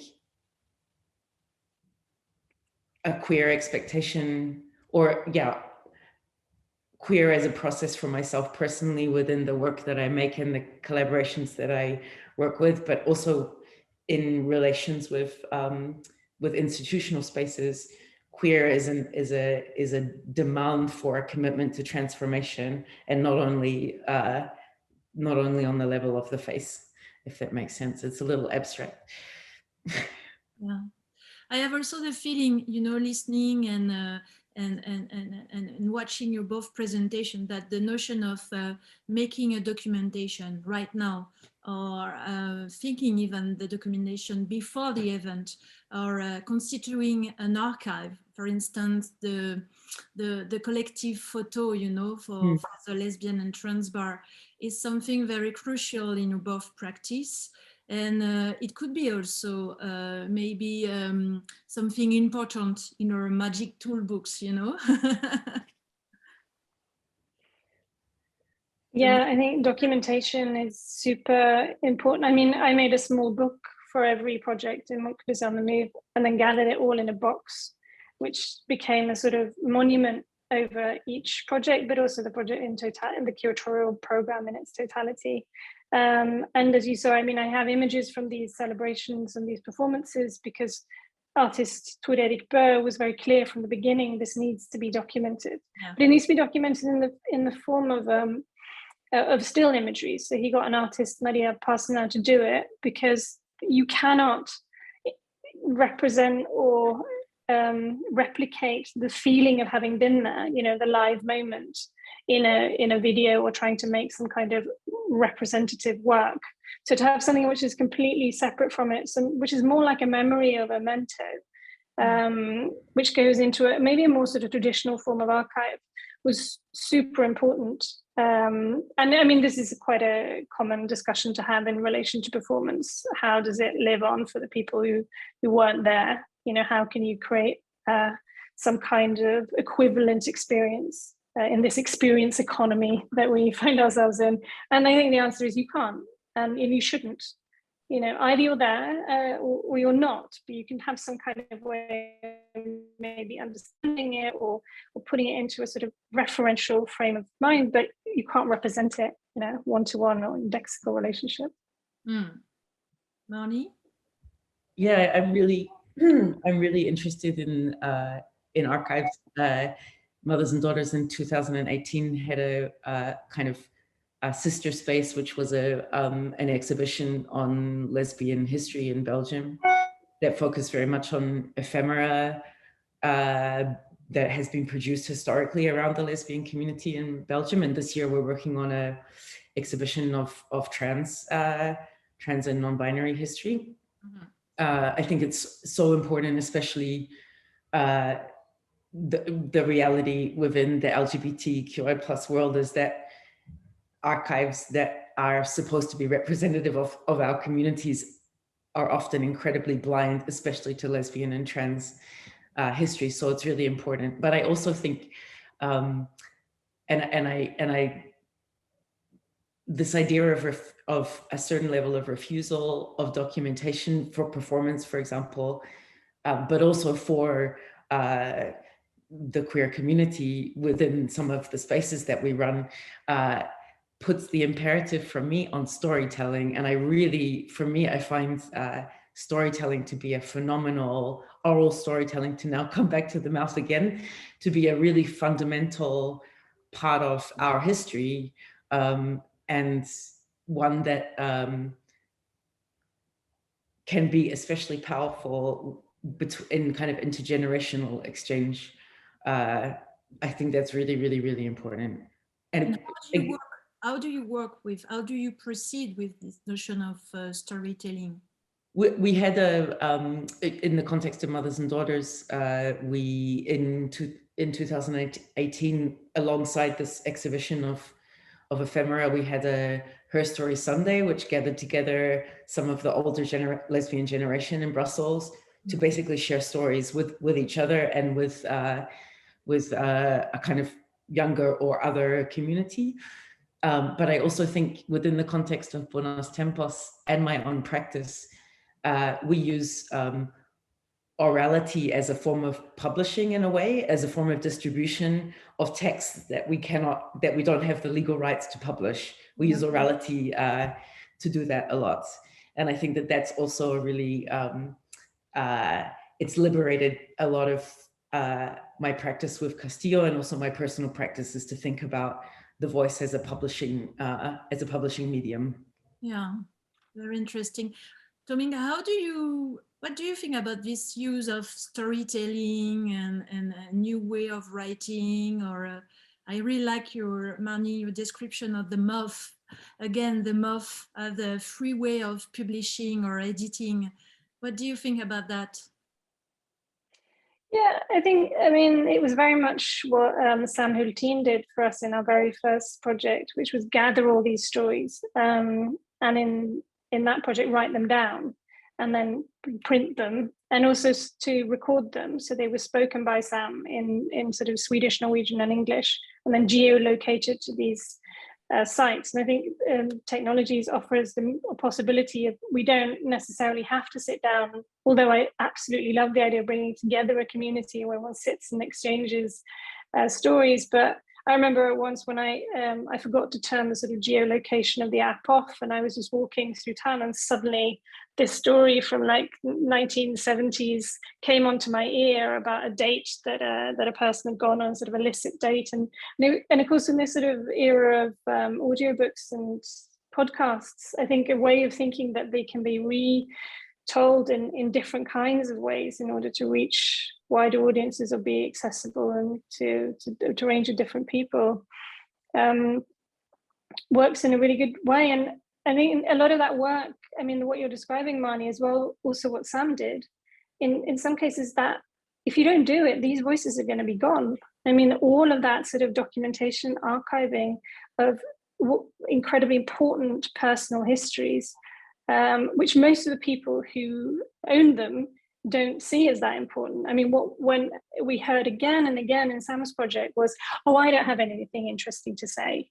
And then, of course, Sam is someone who's really sort of good and has worked with gathering kind of oral histories over a long period of time. And then 2 hours later, it turns out that there's a fascinating kind of fabric which is woven into larger societal changes, but also that person's narrative.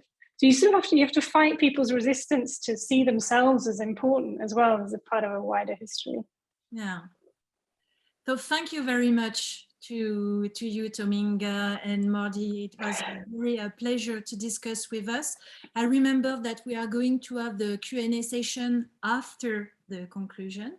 So stay tuned for the exchange, you know, in I will say in 20-25 minutes. Thank you. And no, thank you so much. And now we are going to listen to Elvira Dayonquios, who is director of the MAGBA and was accepted to do, you know, this exercise to summarize, you know, some perspective and highlights about all the previous exchange, debates and ideas. So thank you so much, Elvira, to join us. No, thank you. And I have to say, like, thank you for bringing this impossible situation, which is to go through some of the presentation that had taken place and to try somehow to make sense of in conjunction to some of the things that you have shared. And we all have shared over the past of you know, these 4 encounters.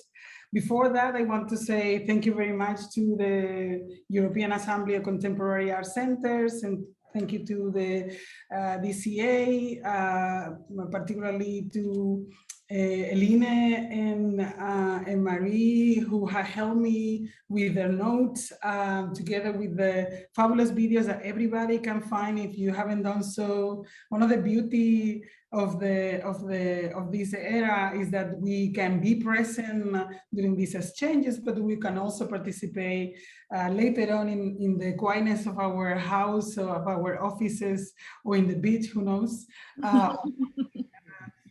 To the wonderful contribution that have been shared during those days.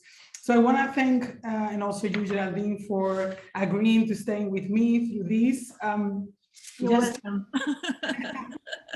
No, just very quickly, I mean, just to say that as you mentioned that when I was, and I was thinking in something that Dominga said that, you know, we had, I was with her during the time that she was organizing some of these projects, and something that she said to remind me that at the time I was at the creative time at the time, and then also I joined the showroom, and I was of course in these institutions that had a different experience than the one I'm living now, and I'm with her now in her formulation of what do we do, let's say us that have been always part of a certain understanding of the dissidents, when we are brought into or decide to partake in the making of larger institutions such as museums.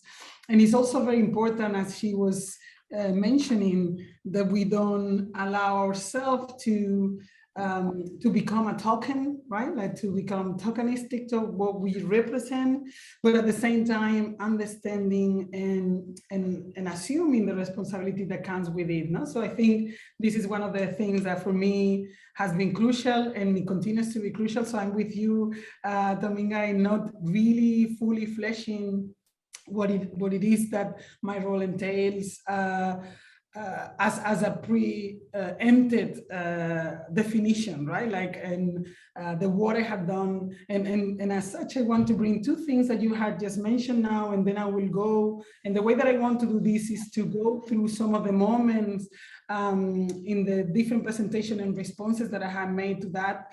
There is a lot of I believe these notes are going to be at some point part of a larger content. It's already fully edited and beautiful. So Elaine and Marie and everybody at the DCA, congratulations, because it really helps to access to something that is both online, but it is very much comprehended and prepared for. But I thought, as I was saying, in two things that you just mentioned today, which was one is this notion of, I think you were asking Mercedes and Quinn, no? The idea of how whether the artwork or the artwork strategy could be used in the formulation of an institution. Yeah. And I thought about a conversation that we had during JIPCA, during the presentation of JIPCA, the 8th edition of the Gothenburg International Biennial of Contemporary Art that took place in Gothenburg in 2015, and I was lucky to be the curator. And in the book, we published a conversation between Premesh Lalu and Tracy Mirinik and others. And one thing that I was trying to think about, it was this reflection that Premesh Lalu, the South African historian, has on his book, The Depths with a plural of Himsa, where he argues that for a post-colonial critique of the apartheid and for a new models of writing history. No? And in the book, he tried to offer a sense of reconceptualization of the colonial archive, and suggest the blurring distinction between history and historiography in order to forge in a new sense of how history of the apartheid should be narrated. And I was thinking how important was for us to understand, and this is something that I also own to conversations that I have with artists, Emma Walaku one-on-one, when we were talking about the history writing as the making or using the making of the craft of an artwork to think about history writing as Lalo does in his essay, that we could, following Quinn and Mercedes, no? To think about the craft of an artwork in the making of institutions. And in a way, say to myself, no, while I was thinking this and looking about, I say, wait a minute, this is what I'm doing, because really art and artists have marked my my address to institution making. And some of the strategies of artists like Karen Mewin, with whom I have worked for more than 20 years, and also Karen James Marshall, but many others. No, I was thinking some of the people that you have mentioned, just more recent artists such as Carlos Mota and others, right? That whose work inspire not only a formulation, no, in the way that you were talking about what, no, the expanded, I had on my, no, the expanded notion of queerness as a demand, no, for a commitment to transformation beyond the established. Yeah. A demand that is, of course, comes with a burden, and in many cases throughout the different sessions, you know, feminism and gender have been established both as this space of possibility and transformations, as much as a space of burden, no? That even though the whole world that is posing to it doesn't necessarily bring the full resolution of some of the problems of invisibility, etc., that we have engaged with. And the other that was mentioned today was the notion of enthusiasm. And of course, I remember I have a presentation it was partly the title I gave to the biennial in Lubumbashi when I did with them, with a group of Picha, because I was sort of like trying to recover enthusiasm on the size of on the notion of enthusiasm by Lyotard, no, his reading of the Kantian critique of history, yeah. And how, no, enthusiasm was formulated as not only, let's say, the aesthetic as a solution for a problem which politics doesn't give you the resolution that we are hoping, and then it is this shared feeling of transformation that is somehow contaminates the masses that accompanies the leader in a, let's say, quote unquote, fail attempt to change a sociopolitical juncture that then resolve into a new, yeah, I know, Mary, but I'm seeing some notes. I can't speak slowly, so I'm so sorry, Ray. I know it's the way that my mind works. So I did apologize about my possibility of your enthusiastic flow. No, the problem is that my mind operates that way, and if I slow the course, I lose it. So I deeply apologize to Ray, and I'm sure he will make his best to translate it into French. So, but I just want to highlight that. So enthusiasm in that way is again the possibility for the transformation of a space that, if we are to follow this notion that Lyotard brings for us, or the reading of it that I did anyway, that we have the possibility of working to consider those are sharing the leaders from the outside, no? Which is, again, connecting with what now was saying, Melanie was saying, which, by the way, both Dominga, Melanie, Mercedes, Quinn, fabulous presentations, and everybody. And I'm going to go through the presentation. When I talk to the presentation, I'll be slow, but this is like my story to today, right? And she was mentioning this issue of the going beyond representation and to going beyond face. And what is interesting about that is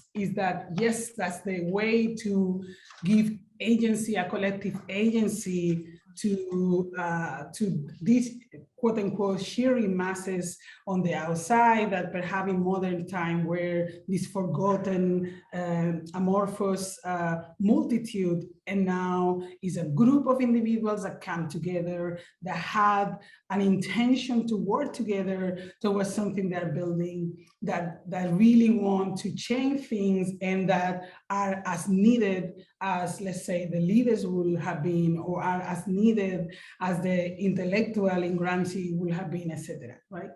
And I was thinking, since you mentioned that in the session 2, some of the reflection, session 2, just to remind everybody, today was chaired by Emilio Renard, and apologies if I pronounce wrongly the name of the presenters, and Sepake Angiama, and Vanessa Desclos, around art education and social reproduction. That was one of the sessions, and the second session was led by Marte Ram, Fortune, and Dora Garcia, about experimenting opacity within a need for transparency. And I want to bring back some of the connections that have been said today, because of course that face and the privilege of the eyes, the gaze, has a lot to do with representation, and at some point I remember Sepake talks about bodies, embodying institution making as a possibility to be embodied, as a possibility to create a space, a thinking space, a safe space, right, in which institutions offer spaces for mediation, for slowing down, for spending time. That's something that goes beyond the eyes.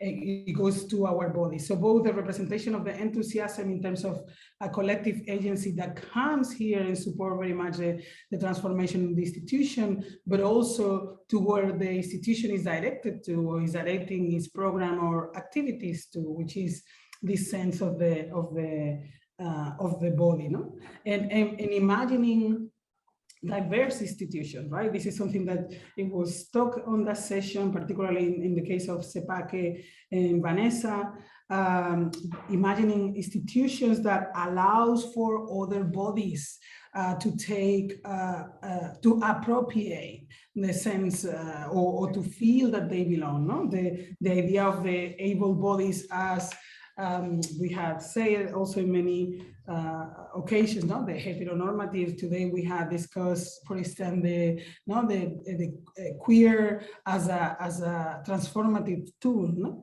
And Mane has presented us with incredible possibilities.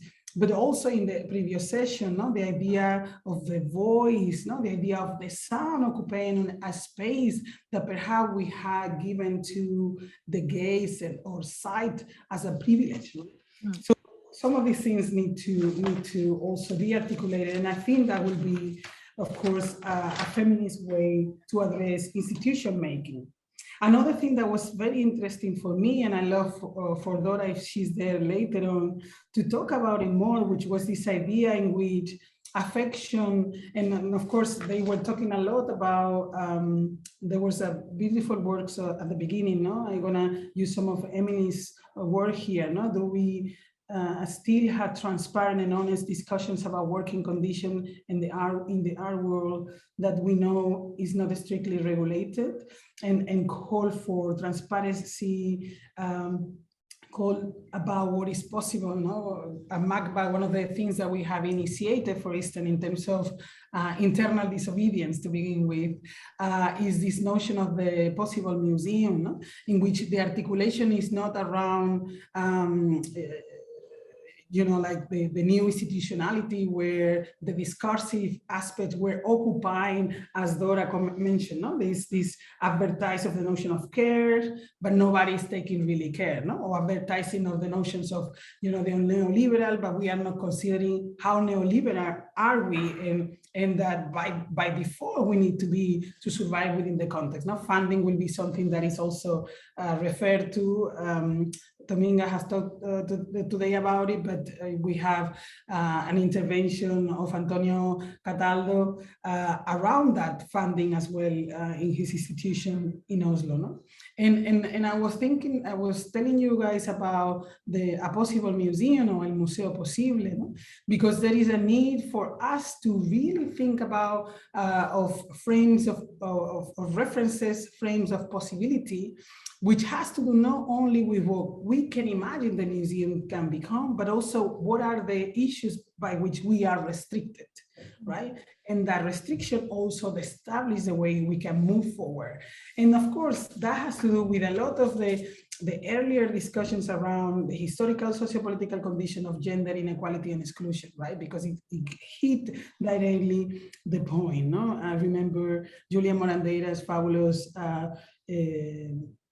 sharing of that session between Angela Dimitraki and Elke Krasny, where they talk about the genealogies of gender labor in the artistic and cultural field, and how they are fueled by a rampant neoliberalism and lurking precarity, right? And also, of course, this is the way in which we are brought up to this world and how we can transform our institutions in something that is feminist in that sense. No? There was also on that day a discussion around the difference, no, between the exhibitions of women artists and a feminist exhibition, no? And I remember, I don't know if I can do this, Xavier Arequestein, but I remember when a proposal that you have in which somehow you reference here, but about talking about, I don't know how many times I have seen, no, you talk, guys, about the World Goes Pop and other exhibitions that you consider that to be feminist. But I feel there is still a lot that can be done to create a feminist exhibition, let aside a feminist institution, right? Like in a way, one of my issues now, because perhaps I feel that I'm more an African than I am a feminist. Don't ask me why. I have always said that to me is sometimes it's very difficult to connect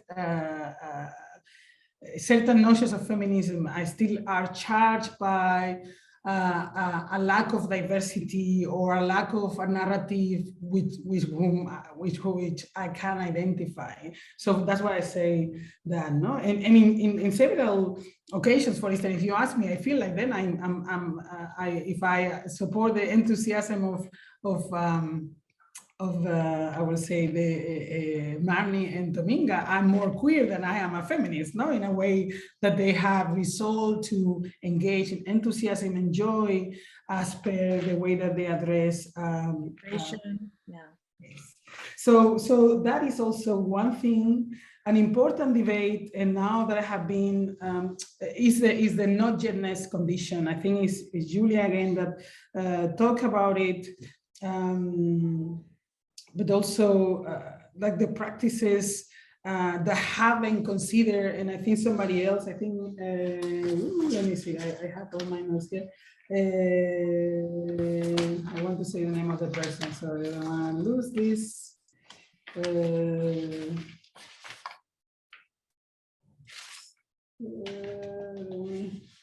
A moment of breath for the for the translator. Sorry. Take your time. No, I just wanted to mention the name of the person because I have that talks at some point about their impression on, I think it's in the third session, about her impressions, and I think it's a she, yes, name Burman, about her impressions on the Venice Biennial, which I have seen recently as well. And again, I think it's a very important exhibition. I think, as she said, this year, and I'm quoting, this year at the Venice Biennial, while an important feminist curatorial gesture was included, was to include a huge number of women artists, the strong emphasis on the idea of maternity and body aesthetics spoke to a reduced re-essentialization. Artistic position could bring the backstage forward, render visible anonymous labor, questioning of the infrastructure or curatorial unconscious. These are not being addressed on a structural level.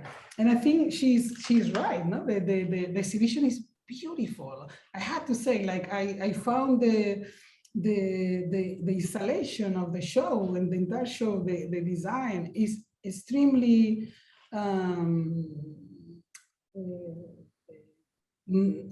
can I say navigable?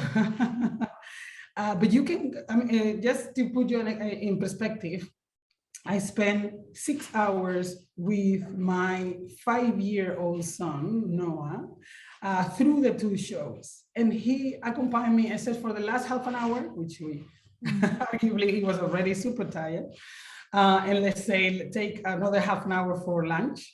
But the rest of the time, almost 5 hours, a 5-year-old pace to the show was very interesting because he was stopping in certain moments. So the show was, I think, installed in such a beautiful way that the installation remained almost transparent. I think it's the first time in a long time that I go through. It's very, very museum-like. So there are tricks to the eyes that are already set up for a reason, because I think there is a dramaturgy in making exhibitions that makes a sense and make you make emphasis of focus in specific areas.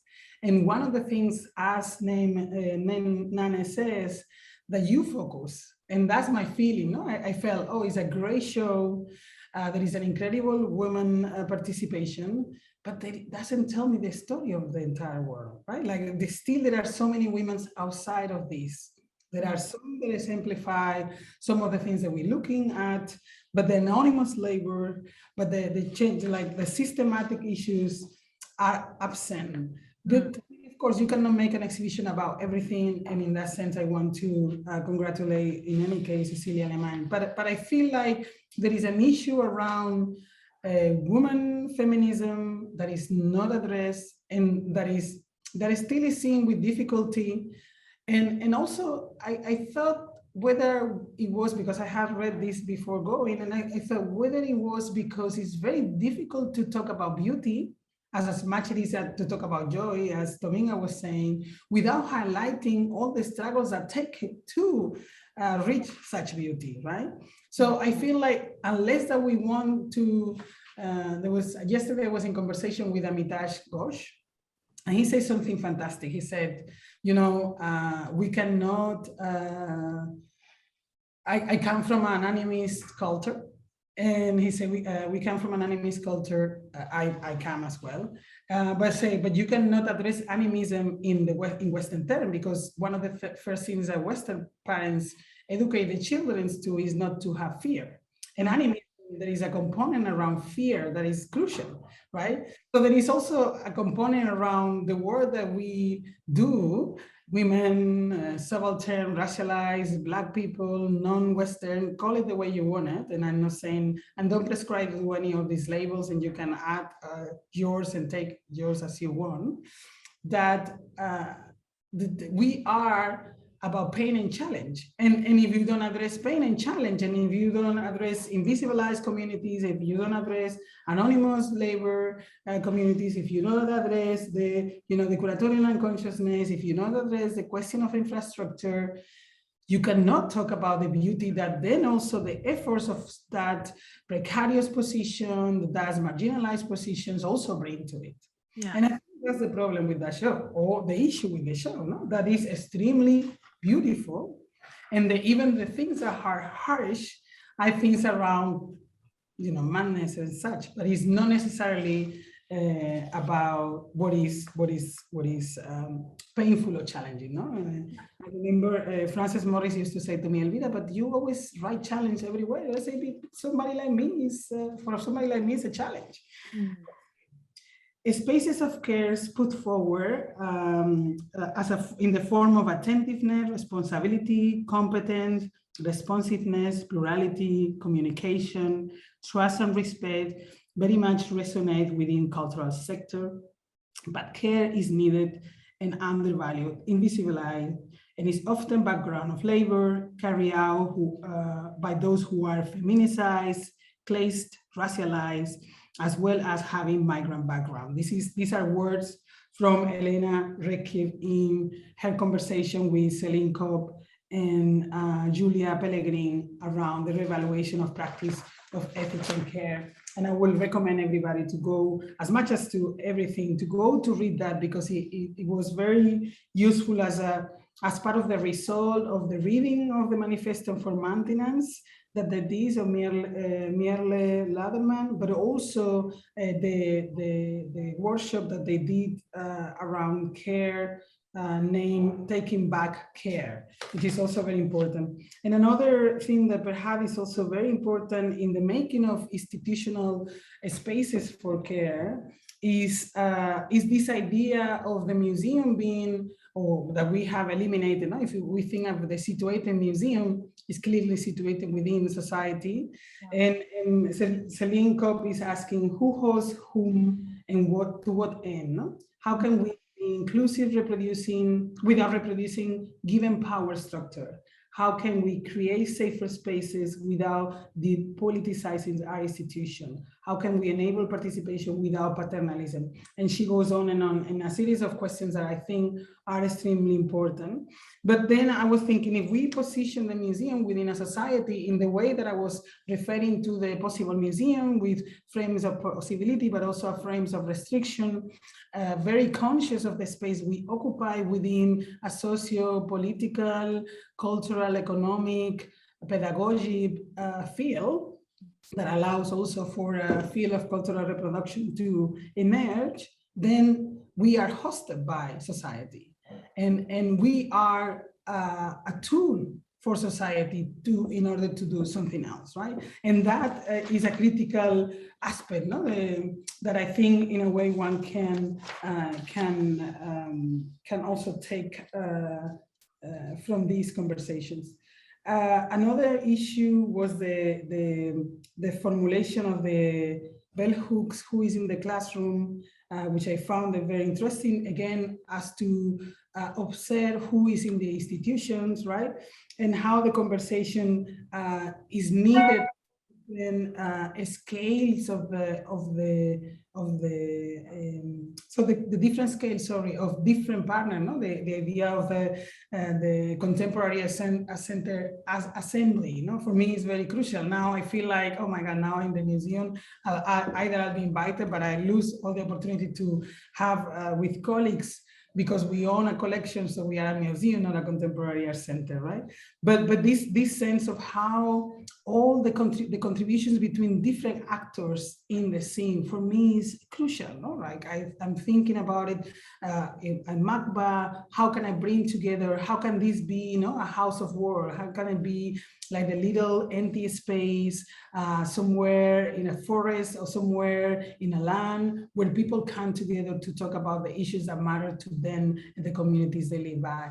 And this is also something that is critical in the making of a feminist institution, because what we at the end are looking for is something that perhaps hasn't been defined yet, or perhaps it has to come out of the responses to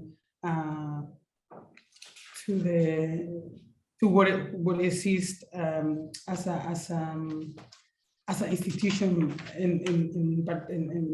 primarily as an institution making. And the last but not least, and sorry, I just noticed that it's 22 and we have to go, and we haven't even had a conversation. Is this idea of the production of time, no? And we have been, I guess, kidnapped by a sense of time. One of the things that I cherish the most, if one can say that about the pandemic, is to recover a sense of time and share it with people around the world. I guess the notion of like maybe the world is ending tomorrow, make you have conversations throughout, but also caring in a certain way, you know? And I think this is also a space of caring that you have generated with this conversation. And I think that this claim, let me see what it is, by Elke Krasny, no? The possibility of going beyond, because of course I admire also the production space of Lefebvre, but I think in a way he failed to understand everything that was happening in French countryside, as much as he was losing sight of what was happening in the former colonies of France or elsewhere in the world, no? And I think the production of time perhaps is what we are doing elsewhere, right? In beyond the normative space. Yeah. Anyhow, so I think I stay here. Thank you so much, Elvira, for wearing on your shoulders, this very high responsibility to map and to combine all our voices together, and also to fertilize, to bring some very fertile, subjective, and very singular lights. For my side, I really like the notion of animism and how we can also enlarge the radical feminist position. Maybe we are moving forward, going deeper with this notion of animism. What could be a feminist or queer or inclusive animism in our art institutional spaces? I think it could be, a next topic for the next assembly. So right now, this is the time of the Q&A session. So please, if you have any question, comments, or experiences or feedbacks to share with our speakers, Dominga O'Donnell, Marnie Slater, Quinn Latimer, and also Mercedes Aspilicueta, sorry if I didn't pronounce well your name, Mercedes. So please let us know all about what is in your mind right now. For me, it was a very pleasant moment. I must say, I quite forgot the virtuality of the platform, and I was very, empowered physically and in my mind by all your, generous, I must say, and very authentic speakings and also ideas and also observation, or also the need to share all together some examples, some tools. So I found it a very relevant session. And I don't know, for the moment we don't really have any question. Maybe we can ask us some question between ourselves.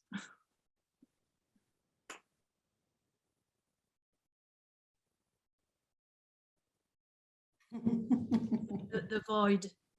No, I think Dominga has her hand up. Would you like to ask us some question? Sure. Since I have a million, but maybe mine's for Elvira, because I obviously I liked being name checked for my comment about assuming responsibility for the position. This is a sort of in a museum setting. And if I understood you correctly, Elvira, wrote down, you're saying you assume the responsibility of the position, but maybe not the expectations of the position. Is that correct? Because I was thinking immediately, obviously, about my own, but also about yours, moving into directorial positions, which of course is the position where you can change things, where you can kind of inevitable kind of overproduction, where the expectation of representation and production is so high. So my question was kind of to you, what are your thoughts around that, given that you actually have the power? Yeah, well, I'll tell you about that. No, thank you so much for the questions.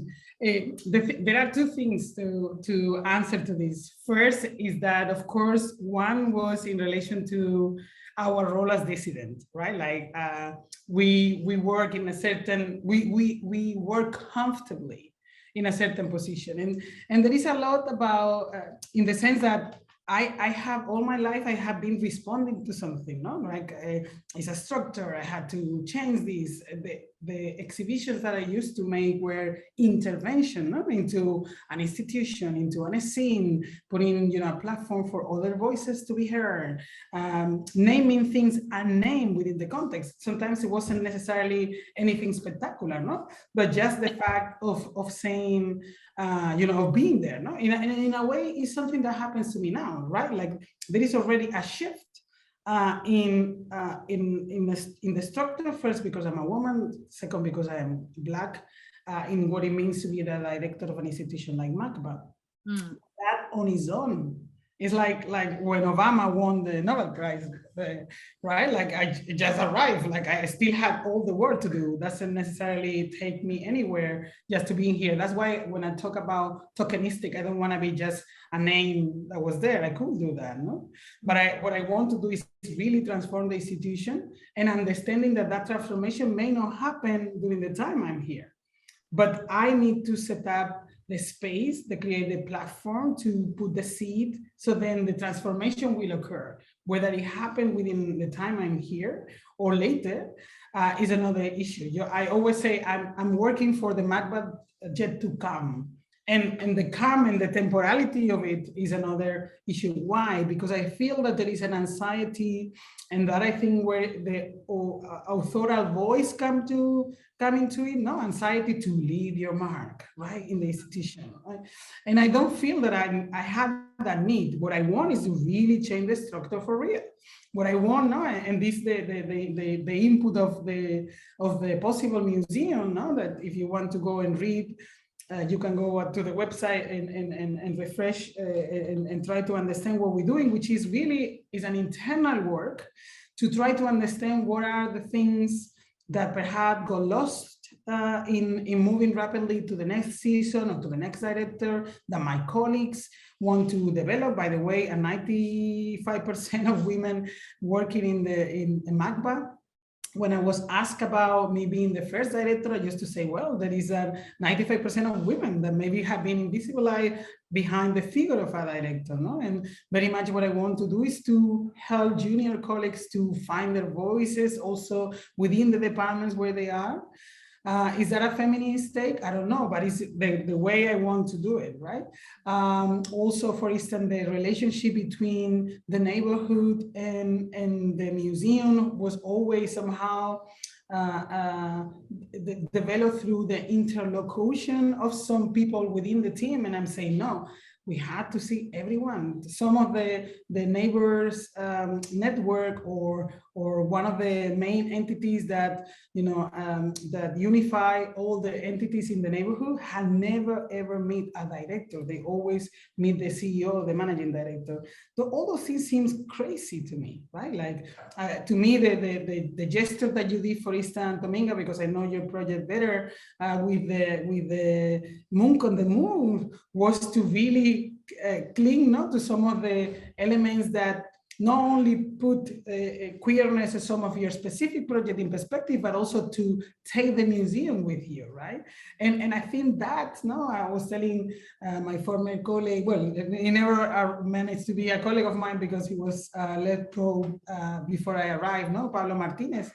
When we talk about what he was trying to do with the programs, and I say, well, what you try to do with the program, I have been trying to do with institutions separately, but now I want to try to do it with this institution in particular, because I'm at the forehead. But I don't want to be, as Manu was saying, I don't want to be the face of that change.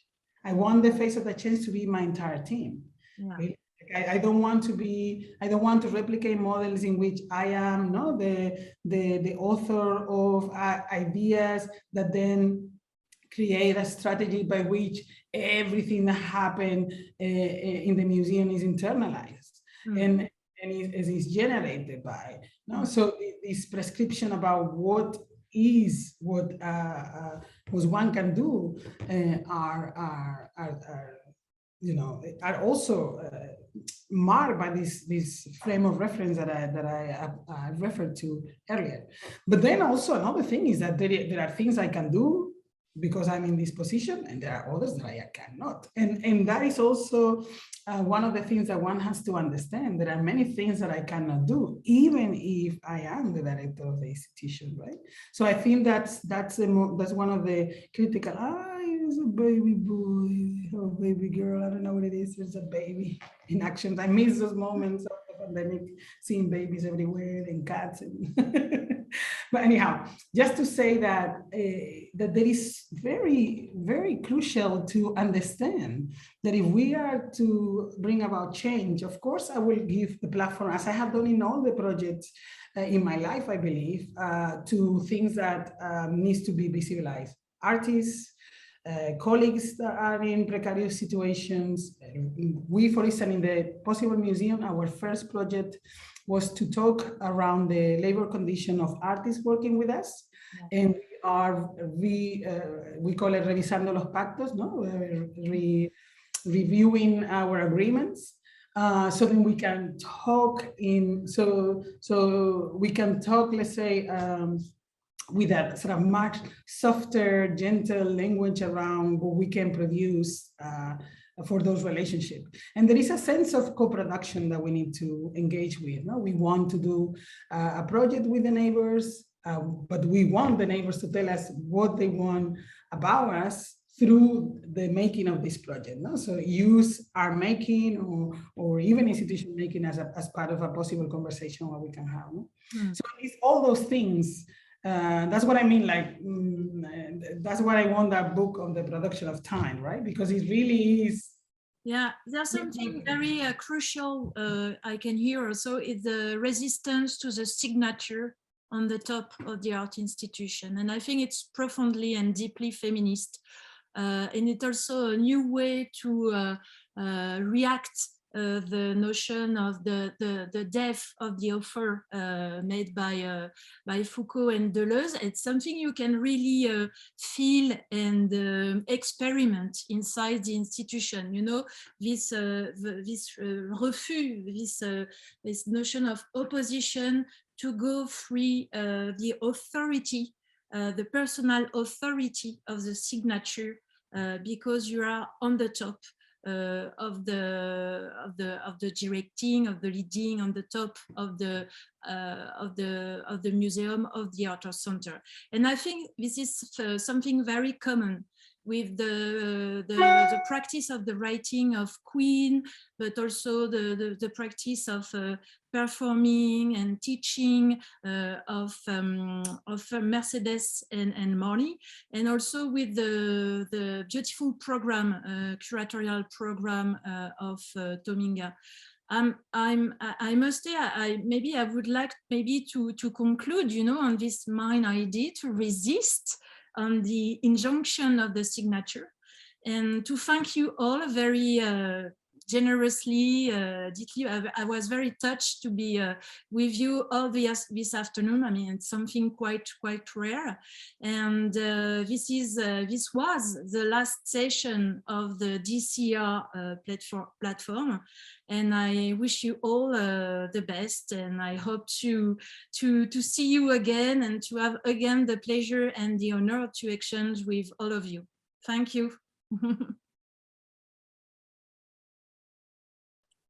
Thank you so much. It's been amazing. Thank you, everybody. Bye. Thank you. Thank you, everybody. Thank Bye you. bye. Thank you so much. Goodbye.